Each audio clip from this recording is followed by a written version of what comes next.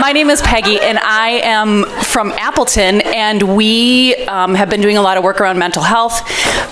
We put together or pulled together a mental health task force where we invited key stakeholders in our community, medical providers, behavioral health providers, Boys and Girls Club, other agencies that were doing similar work, like he mentioned before, that they were kind of on the same mission that we are on. So we just got everybody together at a really big table and started talking about the needs that we have in our schools, and providers just wanted to hear what was going on. We wanted to hear what they were doing so that we could consolidate and work together. So then we took that big task force and then we created an action team. And that was a smaller group of people that started to do some planning around the ideas that were generated, the resources that were shared, the supports that were suggested. So it's an ongoing work, but at least we got lots of really good people at the table to support us in the work that we're doing. Thank you so much, Peggy. I hope that because you were successful, that means your colleague is going to get you a ticket at the adult beverage station at the poster session. Right? Susan? Yes, so one thing to keep in mind is that this is going to be a journey. So we really want to incorporate a phase-based approach. And it doesn't mean that you have to have every community partner at the table initially. We want to open that invitation up, certainly, but through your resource mapping activities and through kind of learning about the current things that are happening in the community, we'll open up, and over time we'll be able to extend those invitations out to a broader audience. The trick, though, is, so here's my worry. So MTSS is really popular, right? And people have different interpretations of what multi-tiered system of support, what PBIS is, and a lot of that has to do with a lot of people around the table. Everybody's got a unique definition to it. Everybody has kind of a unique experience with it. And so as MTSS and ISF and these whole child approaches get really popular, popularity tends to support fragmentation. And so I feel like we're getting better at MTSS, but we're still working in a siloed system. So we really need to move from, once we do get our partners at the table, for us to be encouraged to have that team shoulder the responsibility of the mental health supports throughout the continuum. And that our language is going to really matter in the beginning. And so as we move to our expanded teams at our schools to include our community partners, it's going to be really important that we move away from talking about referrals, because referrals means handing off to a different group. So how do we change that to be a request for assistance process? So in our integrated model, we're going to have a request for assistance, because now we've got the expertise within the team to be able to together decide what our kids need, starting from a prevention mindset. What do all need? And then how do we increase the frequency and dosage once we get that tier 1 supports really, really strongly in place? And so I want you to think single system of delivery. We need a single set of teams. We need, as we get our partners on our teams, to move away from business as usual, to rally around the core features of MTSS so everybody understands that this is the way of work. And then think phase-based. Take a big, deep breath. This is phase-based, meaning we are only going to do what's realistic and feasible right now. And then we're going to expand to other partners around our communities as we grow this. But don't think you have to have every single partner at the table. The key is to see who's at the table that's willing to partner with you right now at the district level. And then again, use that phase-based approach and use some marketing and messaging so we're really clear about what this thing is and how it's unique than anything we've ever done before. Because it's deliberate integration. It's not siloed MTSS work. Follow-up questions, comments, thoughts? The crowd goes I know. We've got another one here. Another question on a card. Suicide has been a big epidemic in schools lately. What proactive approaches are districts using for suicide prevention? Any of you have a suicide prevention model or approach that you're using in your districts and schools?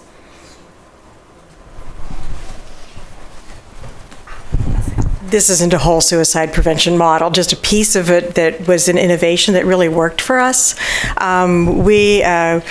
We had a grant for implementing youth mental health first aid and teaching that, and we got a lot of our staff members, about 30% of them, trained in youth mental health first aid, and so we had a dialogue with students unrelated to that was about what can we do to help with suicide prevention? What are your student ideas about that?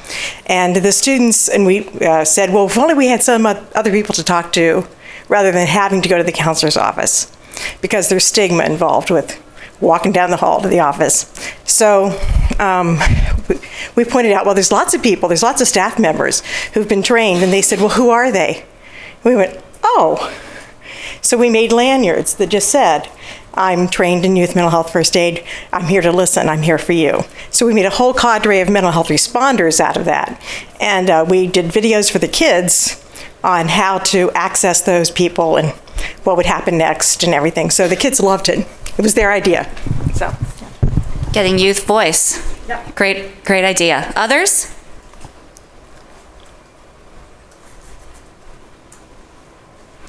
All right, yep, okay. We just did a session right before this session, and we were talking about self-care strategies and incorporating social emotional health components on the teaching matrix. So how many of you are using a teaching matrix to teach behavior specifics?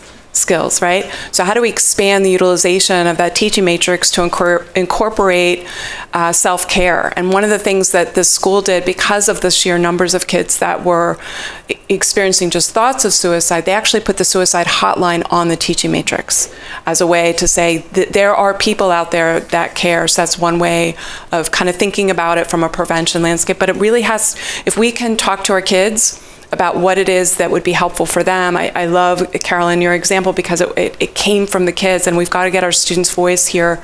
I think that they are much more open and honest and transparent about kind of their thoughts and feelings around this, and so to the extent we can harness that to really kind of reposition how we're thinking about it, and that we're really building the capacity of every staff member to be a mental health ambassador, we can create that momentum for making sure that mental health is for all.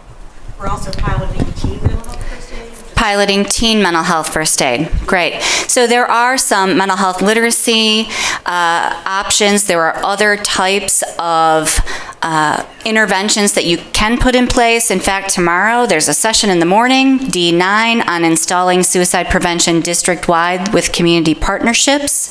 This on the card it says, seems like it's been a big epidemic lately.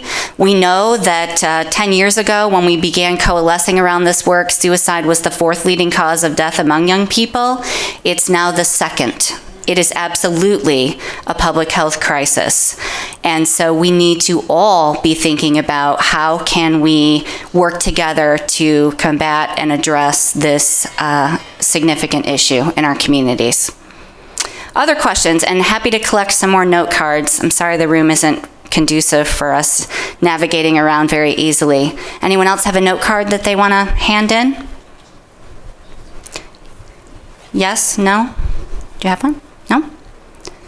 Other questions that you wanted to ask about today? You've been thinking about it since breakfast or the A block. Rebecca?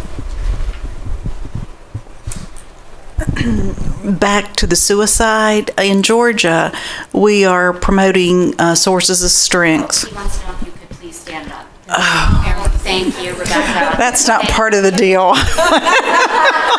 No one wants to. We are promoting sources of strength, and the 4 of our state PBIS technical assistance people have been trained to be trainers in sources of strength, and they will then go train schools that are interested. But in addition to that, and this is the really cool part, our state mental health agency has also committed to training, I can't remember if it's 60 or 90 high schools with sources of strength. So it's big work in Georgia, and we're trying to tackle it. Very good, thank you. Thanks, Rebecca, for sharing. Others?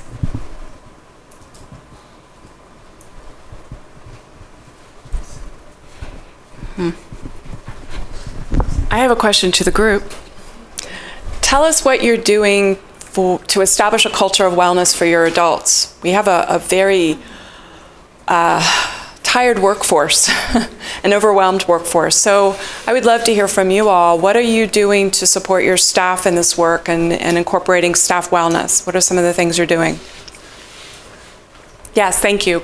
Do you want me to do that? I can be Vanna. I think what they're doing is not putting them on Facebook Live. That's how they're helping to support a culture of wellness. I'm going to take that feedback back.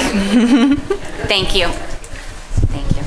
So we have just started tackling this year, and we hired a wellness coordinator who's rolling out different things, like we have yoga that staff is free to staff. We have like a boot camp that's offered on campus that's free to staff. So right now it's more physical things, offering walking groups at lunch, just different. Right now we're tackling the physical piece that with the wellness coordinator, but his long-term goal is to incorporate in some of the more mental components too, but just thinking how they go hand in hand. That's how we're just beginning. Thank you for sharing. And I think by boot camp, you mean that that's some sort of exercise or physical fitness thing? Right, yeah. Okay. Others want to share how you're addressing staff wellness? Thank you. Do you mind standing up, please? I know, I'm sorry. Thank you. That's fine. I'm from Lancaster, Pennsylvania, and we have started rolling out restorative practices district-wide. And so every staff meeting that we have, we start out with circles. And so we've just been, the team, we've been creating very strategic questions to check in with teachers because we need, we do this with our students every morning, but in morning circle, we have about 20 minutes of circle time. But if we as a staff aren't doing that, we're not establishing that culture ourselves. And so we've just really focused on like teaching when you're in your classroom every day. It can be so exhausting, and it is, and it feels lonely sometimes. And just being able to connect and realize that, hey, other teachers are having these same difficulties with different behaviors or whatever it might be, it just makes you feel like you're not alone. So we have just started doing those circles every meeting. Great. Thank you so much. Great example. Any others? Do you mind standing? Look. So our district, in regards to kind of, we had the mental health coordinators coming into and trying to do that stuff, but from kind of the district level, the union has negotiated a new contract that has brought in just a lot of language in our sick time and personal time off. So we are now actually given 5 days a year that does not count against our PTO for bereavement. Not question, doesn't matter who it is. So it's not defined any longer. Our district used to be very defined of who you could take bereavement days for and how long. So we get 5 days a year, doesn't count against our time off, and they don't question who or why you get your bereavement. So they've been really big in kind of emphasizing that aspect, and from the contractual level, really emphasizing that mental health days are a thing and you can use those and not questioning us, and making sure that we don't feel judged when we need to go take a day off. So that's been kind of top down for us. That's awesome. I love that. These are great ideas and examples. Yes, Appleton. That's all right. I love it. Me and my big mouth. No, So we, last year we had the fortunate opportunity through some grant funds to attend the Educating Mindfully conference, which is also in Illinois. It's coming in February, and that sort of lit a fire of really focusing on resilience for our educators. So we came back and we did like a summer institute that we called You Matter for our staff to say that you matter, the work you do that matters, and looking at their reason to be, and looking at the compassion fatigue and all of that stuff. And in that, we did a lot of work around what are the practices that you can do that are right for you, whether it's mindful walking or journaling or painting or yoga or Tai Chi or whatever it is that you do to take care of yourself. And then kind of started this coalition of people that were meeting together and now doing a book study. They're doing the Onward book study. It's by Aguilar, but I can't remember if it's Nancy or Elaine. I know.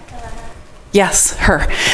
So that was really good. And then I'm a middle school counselor, and in our middle school, we are working a lot with our kids on regulation. but we're getting to the staff by doing mindful moments in our announcements every day. So we're teaching the kids some mindful practices, and we are encouraging staff, practice along with kids. When they see you doing it, they will be more likely to do it, and they're really feeling the benefit of it as well. So we're supporting staff by teaching kids how to be more mindful and well. That's great. Awesome. I love that one.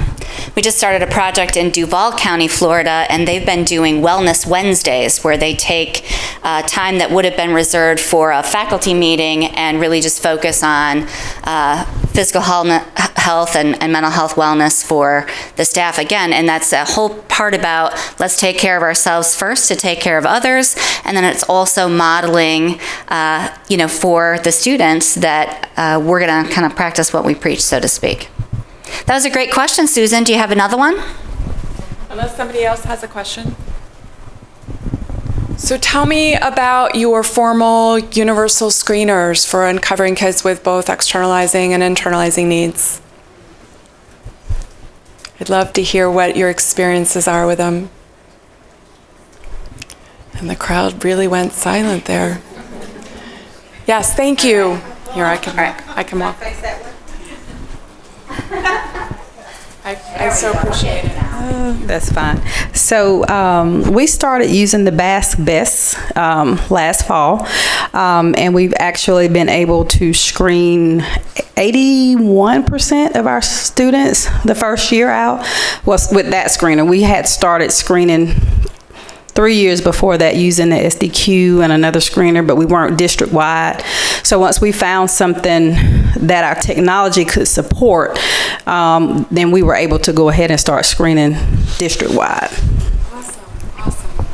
And so what did you learn from the screening, just in general population, like percentages? Did you learn anything? Were you surprised by something? So we, the first year out, we used two of their 3 different screeners available in the BEST. One is the parent report, one is the teacher report, and one is the student self-report. So with our elementary age students, we used the teacher report. Teachers seem to report students at a higher level of risk than what we necessarily see when we compare it to our Swiss data, but we also know that Swiss is only giving us externalizing information. Of course, middle school students are reporting, they're self-reporting, and they are reporting higher risk levels, which is eye-opening for us. We know that middle school students, because they're hormonal and are dealing with a lot, they probably do have more social emotional issues that they haven't quite gotten control of.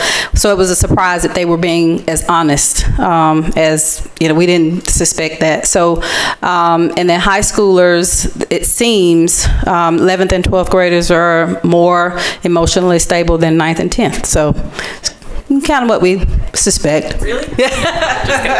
No, they are. That's fantastic.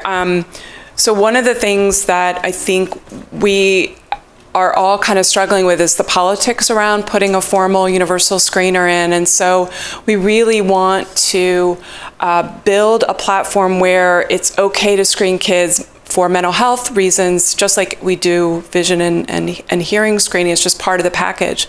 But we know that could be a journey that has a lot of political implications. We have in the volume 2, I'll go back to that again, we put a lot more resources in there for establishing a very specific timeline for moving through installing a formal screener. But in the meantime, we have access to a lot of data, a lot of natural data sources that tell us when kids are experiencing stress. And it's not just coming from office discipline referrals. What if we were to start looking at nursing logs and instructional time and lost instructional time and some of those escape maintain kind of behaviors that manifest themselves in a headache or a stomachache complaint that could be uncovering kids with internalizing needs. So think of your natural data sources. Are you looking, when you're looking at your office referral patterns, are you looking at your nursing logs with that? Are you looking at your school counseling logs? Are you looking at your tardies in your attendance as a sign, a behavior sign that there's something going on that's causing them not to come to school. And so in that way, we can start to uncover things that we normally wouldn't see. So we're really asking folks to take much more of a surveillance mindset with your teams and really actively uncover kids who would not get supports until they were experiencing much more stress in their lives, and it was kind of eking out in very risk kind of ways. The other thing that you can do is foster care and connection with every single child that enters your educational space, right? Enters your school.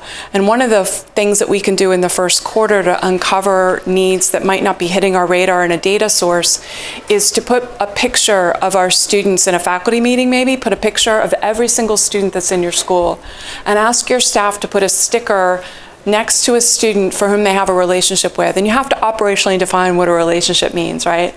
Do you know 3 things about this student that you otherwise wouldn't know if you hadn't had a conversation with them?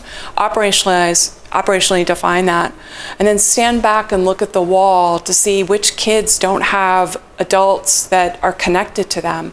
And that will give you a good sense of maybe going through a discovery and learning about the kids and making sure that we're connecting with every single student, because the relationship is also going to help us uncover a need or a stress that, again, we might not have the opportunity to.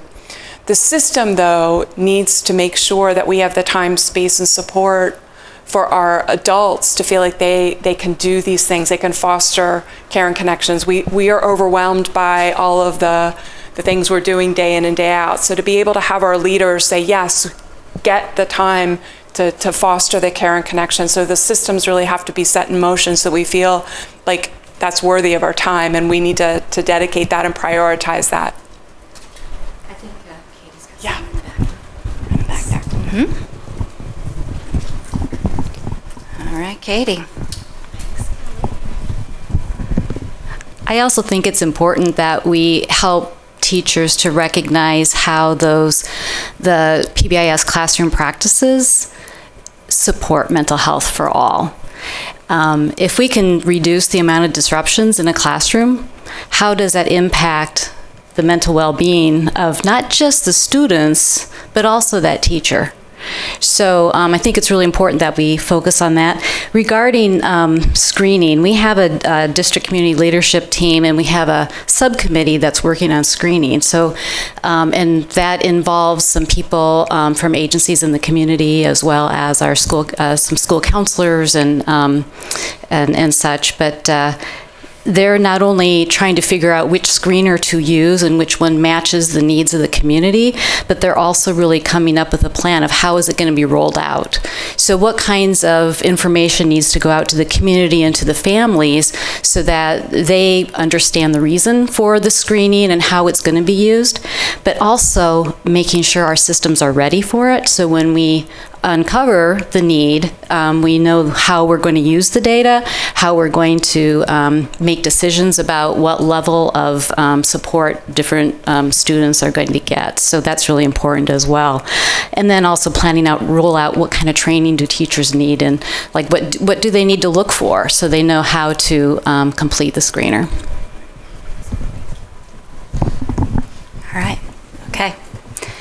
Other questions? Joe. Bless you.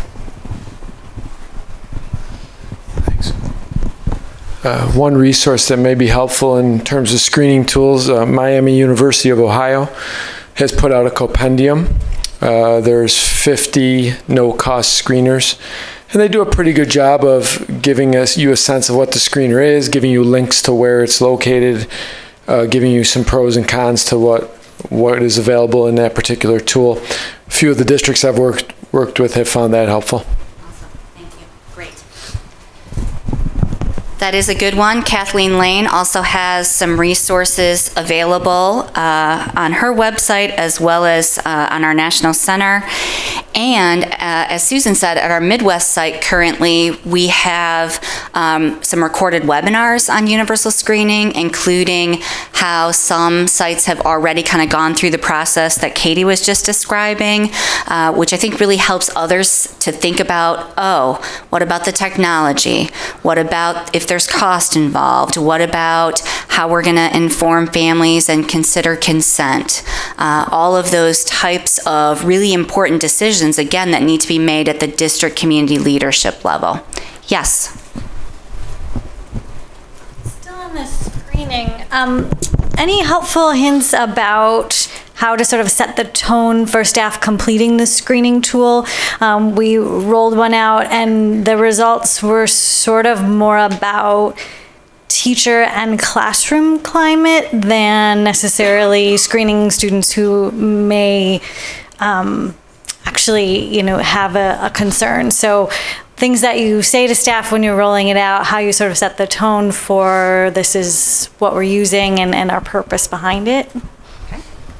Would anyone like to say what your experiences have been?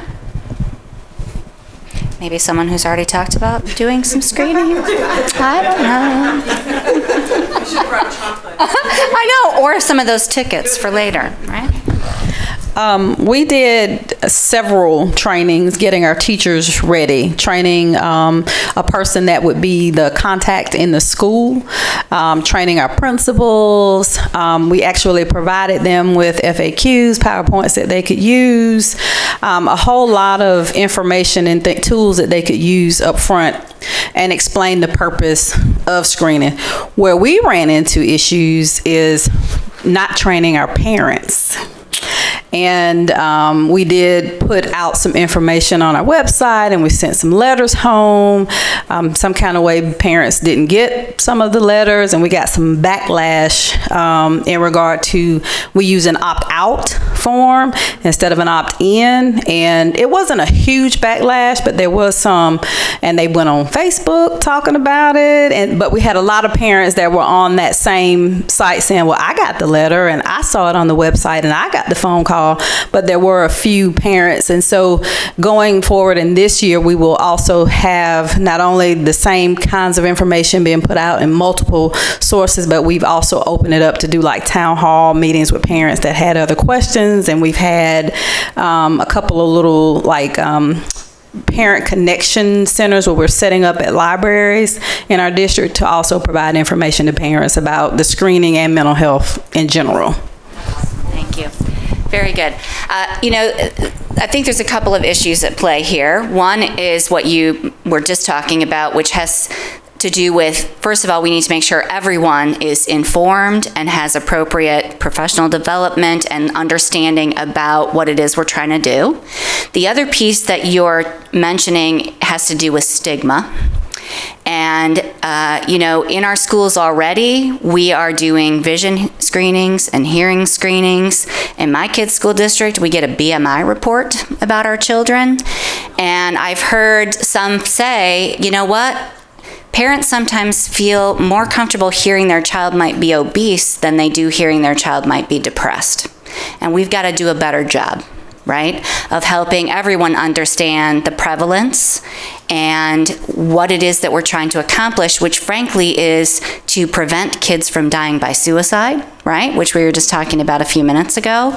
And so how do we start to break down that stigma? And conversations are a great first step, and that shared understanding of what our approach is going to be, and professional development for staff. And back to that piece about what we really found is probably we need to do a better job of supporting teachers in the classroom with their practices and routines and procedures, right? And so that's a coaching and a technical assistance and a supervision issue, right?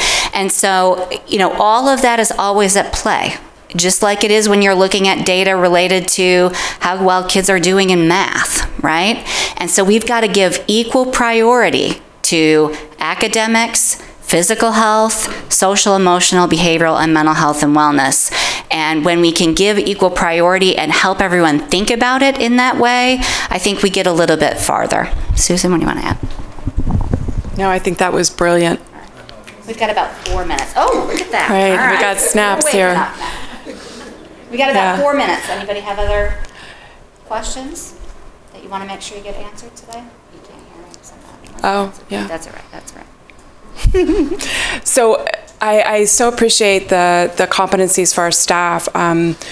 I think that one of the biggest mistakes we sometimes do when we're trying to create skills and develop out specifically behavior management skills is we do this one-day training for behavior management, right? And the likelihood that you go and be able to apply that is really small. And so I think one of the things we've done to combat that is to do mini modules and 10-minute, like one thing at a time. Can we all focus on one thing at a time? And could we focus on specific praise statements? And could everybody, just focus on that? And to what extent can we really make this doable and realistic and support each other in a really positive kind of context as we learn these behavior management skills that none of us learned in our pre-service work, right? And so how do we make this manageable and feasible? And how do we make it fun? How do we make the journey of saying, you know what, I don't have all of these things I need to have? And how do we have a great equalizer to say, this is about every staff member in that journey of learning how to navigate all of the complexities that our students are bringing to us. So with that, did I see that we were supposed to wrap up? We have, I think, 3 minutes. Okay. Any other comments, questions? Yep. Thank you, Carolyn. We're not there yet with having a universal screener. That is lovely that you're there. But a way that we're paving the way for that is we did a Pride survey. We've done it for many years in the past. And the last time we did it in 2016, we added a whole bunch of mental health questions. So we were able to go to our staff and to our families and say, this percentage of students answered yes to being clinically depressed. This percentage of students answered yes to having thoughts of suicide, serious thoughts of suicide. So that is, now we just redid it 2 weeks ago online, and we added more mental health questions, and with the notion of using that to convince people we might need to do the universal screeners. So you're talking about taking things one step at a time. That's great. That's great. That's fantastic. Thank you. Okay. All right. Any other comments? Anything that you all learned about today that you just are so excited about, like just a little nugget of wisdom that you heard or something you want to brag about? Thank you so much. All right. Kelly's been walking around because my feet are done. I've just been taking very copious notes on what was shared here today, so I feel like I have a little bit more information to take back to my team and say, hey, here's a spot where we can actually legitimately start and kind of pace ourselves to get going with this effort. So thank you, everyone.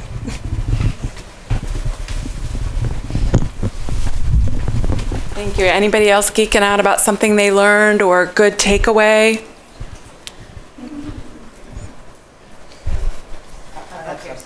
Oh, thank you. I don't think I can articulate it the way you did, but I think it's very important that just what we do for the instructional side, we need to do it for all areas of our campus. And you said a very huge piece that we have a great focus on students, but there's a piece I think we're missing in tapping into the adults. So, and then the last thing I'll say, I feel like our district does a lot of things and the different things that you all have shared today, but it's not together. So I'm going to take back with my team, how can we come back and make this a collaborative effort district-wide so that we make the greatest impact? Thank you. That's awesome. Oh, that was awesome. Very well said. Thank you. Any other final words of wisdom? Just take your brilliant words and we'll leave that at that. Well, please join us for a little mental health time at the poster session. We would love to see your faces there. We have a couple more awesome interconnected system framework breakout sessions for tomorrow, so we really hope we see you in our sessions. And thanks so much for being here and participating in Facebook Live. And thank you out there in the world of the web for joining us. Thank you. All right.